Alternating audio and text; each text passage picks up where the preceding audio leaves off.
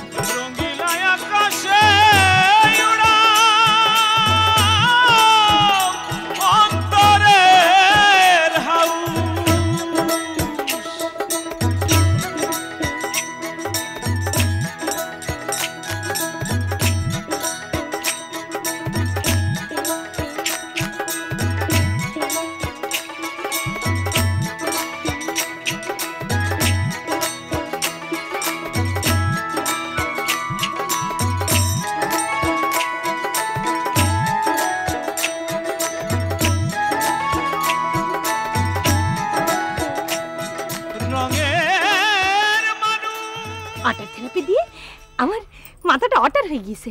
আমি আমার ভুল বুঝতে পেরেছি। শোনো, আমারে বলে যাও, নিজ গুণে ক্ষমা করে দিও আর তাড়াতাড়ি একটা বিয়ে করে নিও। কি হয়েছে আল্লাহ, এই বিয়ের কথা শুনে তোমার তো পুরো পাগল হয়ে গেছে। বল, কি বলবি বল, না হলে হিট করে দেবো। আমি একা করব, আমার অ্যাসিস্ট্যান্ট আমার সাথে করবে। কি অ্যাসিস্ট্যান্ট গুন্ডা, আয় আপনার মতো এরকম মুলাইমাত দিয়ে মারলে কি আর লাগে? তা আপনার পরিচয়টা কি আমার একটু জানতে পারি? আমার নাম জিলিকজান, সৈয়দ আলী সাহেব আমার আব্বা। কিডা আপনারা? কিডা আপনি না এইমাত্র আইটা চলে গেলেন? হ্যাঁ, আমি একসাথে হাঁটিও আবার দাঁড়ায়ও থাকি। জিরাম করেই হোক ভাইজনের বিয়ে আমি দেবই। ভাইজনের বিয়ে না দিয়ে আমি তোমার বিয়ে করতে পারবো না। জোড়া পেতনি পাল্লায় পড়েছিলাম দাদি, জোড়া পেতনি গ্রামে গুজব কি লাঠির তার রাস্তা থেকে যাবি। পেয়ে গেছি আব্বাজান, খুব সহজে ধাঁধার উত্তর। তারা আসলে একই চেহারার দুই মেয়ে, মানে সমজ বোন। হ্যাঁ না, ইম্পসিবল, জমজ হতে পারে না। সে নিজের মুখে বলেছে, সে দাঁড়িয়ে থাকে আবার হেঁটে যায়। আমি শিওর, শিওর উপরে শিওর, সে জোড়া পেতনি, জোড়া পেতনি। রাল, আমিও কিন্তু একবার জুমজের কথা শুনিলাম একটু। ঠিক আছে ঠিক আছে, তারা টুইন ওয়ান পেতনি কি জমজ এটা জানার জন্য কালকে পাত্র হিসেবে বদন আর মুরব্বী হিসেবে কুস্তি সৈয়দ আলীর বাড়িতে যাবে। তার মানে আমি যাবো ওই ভূতির কাছে? ওই ভূতির কাছে যাবো আমি? চুপ কর, যেইভাবে বললাম সেই মোতাবেক কাল দুইজনে মিলে রওনা করবি। যাও, আবার ভূতে ধরবেন না তোমাকে। আমি যেতে পারবো না, আমরা তো কাটে আইছি, তোমরা ধরা খাবার নেই। যেতে পারবো না। আমি আছি, তোমার ধরে রাখবেন না।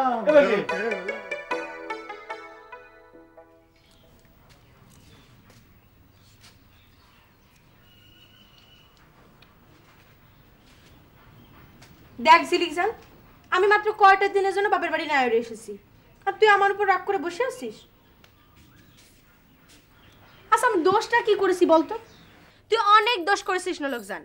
সেই দুজন লোক এসেছিল বস্তানিশার বাড়ি থেকে আমার বিয়ের ব্যাপারে কথা বলার জন্য, আর তুই তাকে ভূতের ভয় পেতনির ভয় দেখিয়ে অজ্ঞান করে রাখলি 4 ঘন্টা। জ্ঞান ফেরার পর আমি যখন তাদের আদর করে ডাবের পানি খাওয়াতে গেলাম, তারা তো আমার টুইন ওয়ান পেতনি ভাবে ঝাড়ে দৌড় দিল। আচ্ছা, তোর নিজের বিয়ে হয়ে গেছে বলে আমার বিয়ে নিয়ে তোর কোনো চিন্তা নেই?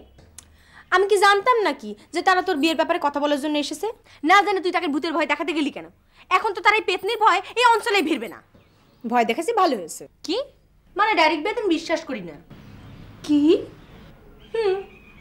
এই যে আব্বাজান আমার অমতে একটা অচেনা ছেলের সাথে আমার বিয়ে দিয়েছে। সে শুধু টাকা চায় টাকা। কি বলিস? তাদের তো অনেক সয় সম্পত্তি ধন দৌলত, সেজন্যই তার আরো চায়। যাকে বাদ দে, আমি তোরা ডাইরেক্ট বিয়ে করতে দেব না। তালি পরে তুই আমারে কি করতে বলিস না লোকজান? প্রেম না করে ডাইরেক্ট বিয়ে চিন্তা বাদ দে। আগে 1 বছর প্রেম করবি, তারপর বিয়ে। কি? তাতে কি লাভ? তাতে ছেলেটারে ভালো করে জানতে চিনতে পারবি। ছেলের যদি ভালো হয়, লোভী না হয়, তাহলে পরে তারা বিয়ে করবি। কিন্তু বছর খানিক পর যদি জানতে পারি ছেলেটা ভালো না, তখন তখন তারে বাদ দিয়ে আরেকটা প্রেম করবি। আবার 1 বছর? সেটা যদি পছন্দ না হয়, সেটাও বাদ দিয়ে আরেকটা করবি। তাহলে সারা জীবন আমি ওইটাই করে যাব? দরকার হলে তাই করতে হবে। এই যে বাজান যদি আমাকে জোর করে বিয়ে না দিত, তাহলে তো আমি তো সেটাই করতাম। বড় বোন হিসাবে আমার উপদেশটা মানছিলি। আচ্ছা ঠিক আছে, তোর কথাই মানলাম। প্রেম না করে আমি বিয়ে করব না। সাব্বাস। আমি সুখী না হলে কি হবে? তুই সুখী হ। কি? তুই একই কথা বলছিস নোলক? তুই সুখী না? আমি সুখী না। হ্যাঁ, আমি সুখী না। আমার সেই অদ্ভুত সাইকেলওয়ালারই দরকার। অদ্ভুত সাইকেলওয়ালা। খবরদার নোলক, তার কথা বলবি না। সকালবেলা বাজানের কাছ থেকে বকা খেয়ে তোর লজ্জা হলো না? না, আমার শ্বশুরবাড়ির লোকজন মনে করে আমি খুব নির্লজ্জ। তাদের কাছে আমি বকার চেয়েও বেশি কিছু খাই। তুই চুপ কর ঝিলিক।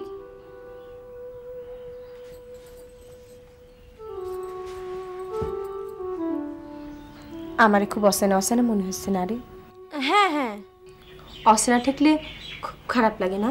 হ্যাঁ, সেই জন্যই অচেনা ছেলের সাথে বিয়ে করা যাবে না, বুঝলি? দরকার হলে বস্তানিশার বাড়ি থেকে যে লোকগুলো এসেছিল তাদের খুঁজে বের করে ছেলের ইন্টারভিউ নিয়ে আমরা 1 বছরের জন্য প্রেম শুরু করব। আমরা করব মানে? আমরা করব মানে তুই করবি, আমি তোর সাহায্য করব। হয়েছে? খুশি আছিস?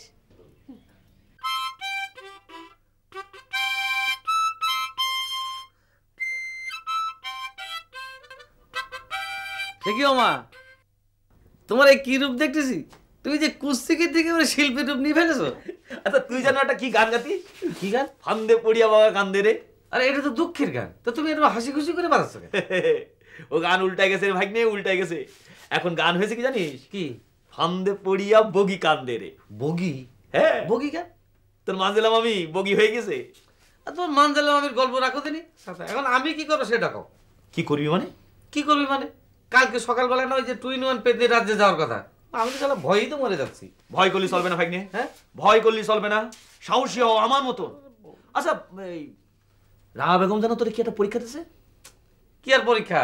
ওই যে তোমার দুলাভাই মানে আমার আব্বাজান, আমার আব্বাজান রে তার আব্বাজানের কাছে যেতে হবে। যাই আমার ভেষজ শিক্ষা কার্যক্রম চালু করে দিয়ে আসতে হবে ওনার অনুমতি নিয়ে।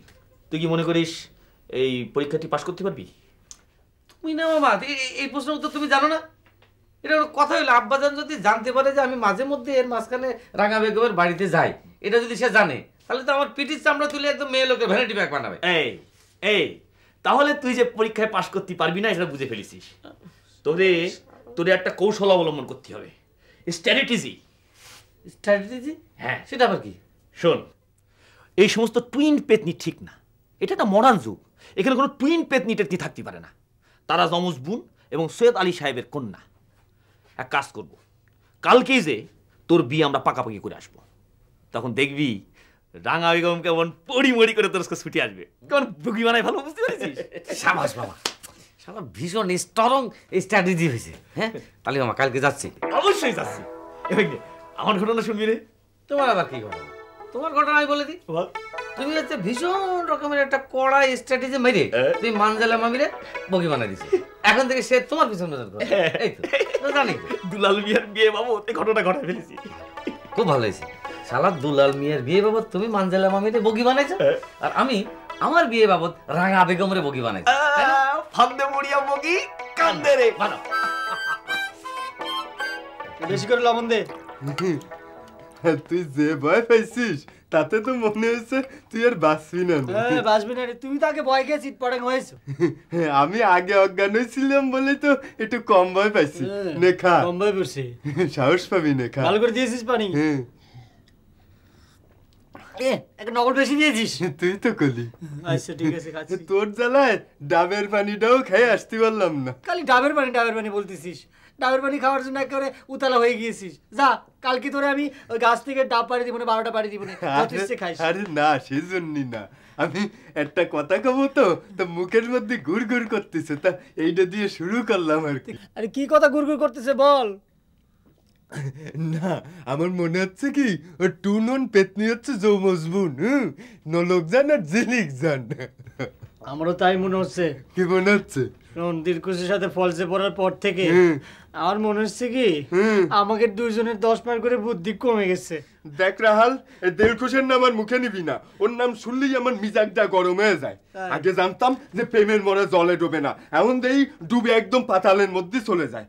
তাই আমি সিদ্ধান্ত নিছি যে এই কাঠের পালঙ্কের উপর সারা জীবন আমি এলকা এলকা কাটায় দেবো, আর তোর যা ইচ্ছা তাই তুই কর গিয়ে। এই দুবলো, তোর কথা শুনে না আমার জব্বর ভাইয়ের একটা গান মনে পড়তেছে রে। কোনটা? সুন্দর পালঙ্কে ছুঁয়ে ইকা ইকা খিওবে জীবনী তোমায় যদি পালাম না। আচ্ছা, এইটা তো মনে হচ্ছে কোন একটা মেসেলের গান। আরে যার বলে তার গিয়ে ওটা হলে বলে, আচ্ছা বাদ দে, আসল কথা বল। শোন, আমাদের মতন রাঙা বেগমেরও কপাল পুড়তে যাচ্ছে। কি কিটা পোড়াচ্ছে তার কপাল? এত বড় সাহস! নাম কতই আমার বদনকার ডার্লিংয়ের কপাল পোড়াবে, এত বড় সাহস? কিটা আবার তোমার এই বদন কাকাই? চল ছাড়ারে মাইরা আসছি। কই যাচ্ছিস? বদন কাকার এখানে যাবি? গিয়ে তো একবার বিলাই বলে যাবি নি? আর শোন, আসল কথা আগে শোন। ও ক, আসল কথাটাই ক। শোন, কাল সকালে বদন কাকার কুস্তিনানা সৈয়দ আলীর বাড়িতে যাবে, আর সেখানে গিয়ে বদন কাকার বিয়ে ফাইনাল হয়ে যাবে। তাই? তাহলে তো ভালোই হবে না। আর বদনকার বয়স কি কম হয়েছে? জুনো নারকেল হয়ে গেছে, আর আমাকে সিরিয়ালে তাই গেছে। তোর মাথার মধ্যে কিচ্ছু নেই। শোন, তোর বুদ্ধি দিনকে দিন সামনের দিকে না গিয়ে পেছনের দিকে যাচ্ছে। কই কোনে? বদন কাকা যদি বিয়ে করে তাহলে তো রাঙা বেগম হিট খেয়ে একেবারে ফিট হয়ে যাবিনি। চল, কি হবে? চল বদনকারে হিট করে আসি। কি করতেছিস তোর বাচ্চা? হিট করতে আসিস, মানজলের মামের মতো হয়েছিস। শোন, কলের কাম কৌশলে করতে হবে, বুঝতে পারছিস? কলের কাম কৌশলে? সে কি রে? শোন, কাল সকাল আমরা পঞ্চশিলায় যাব, সেখানে গিয়ে রাঙা বেগমকে আমরা খবর দিয়ে আসবো। ও বুঝেছি, ইট খাওয়ার আগে যাতে সে একটু মুন্ডারে একটু প্রস্তুত করতে পারে না। তোর বুদ্ধি নেই। শোন, সেই জন্য জিলিকজান এবং নলকজানের সাথে বোঝাপড়া করে বদন কাকা এবং কুস্তিনারানের ঠিক দেখতে খাওয়াল খাওয়াতে পারি, এই জন্য। চমৎকার একটা বুদ্ধি বের করছিস। ভালো বুদ্ধি আছে আমার। তুই তাহলে তাড়াতাড়ি শুয়ে পড়, এই নাকি রে? নাহলে তো আবার সকালে উঠতে পারবি না, সব গুবলেট পাকাই ফেলবি নি। আমাকে লাগে লাগ যাইছে। হ্যাঁ, এগুলো কিটা পারে? কাল সকাল সকাল উঠতে হবে, বুঝছিস? এখন ঘুম দিবি। মরাবি না কিন্তু রাত্রি, তাহলে কিন্তু ঘুম ভেঙে যায়।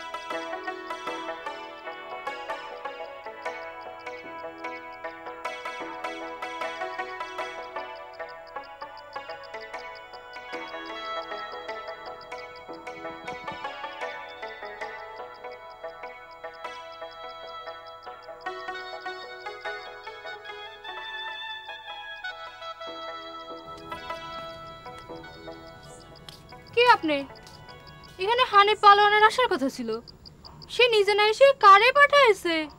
আমি হানিফ পালোয়ান কুসুম। এই যে দেখো। আপনি এটা পরে এসেছেন কেন? ওই টাকটা ঢাকার জন্য কুসুম, মানে ছোট বয়সে টাক পড়ে গেল, ভালোবাসার কথা শুনতে এসে এই টাক ঠিক মানায় না, তাই এটা পরে এসেছি। আচ্ছা পড়েন পড়েন। পড়বো? আপনারে পড়ান ভইরে দেখি। বাহ, আপনারে তো খুব সুন্দর লাগতেছে।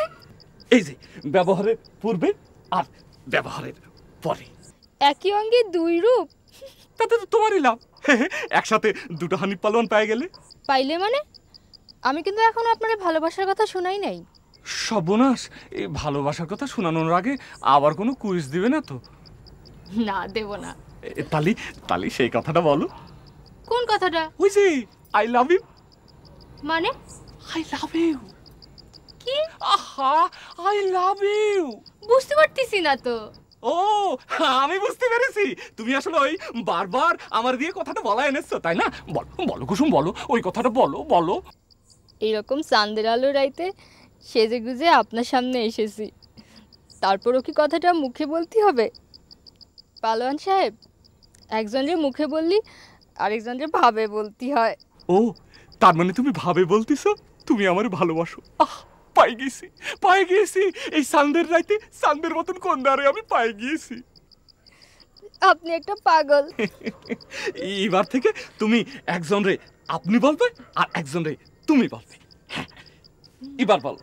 আপনি? এবার বলো তুমি।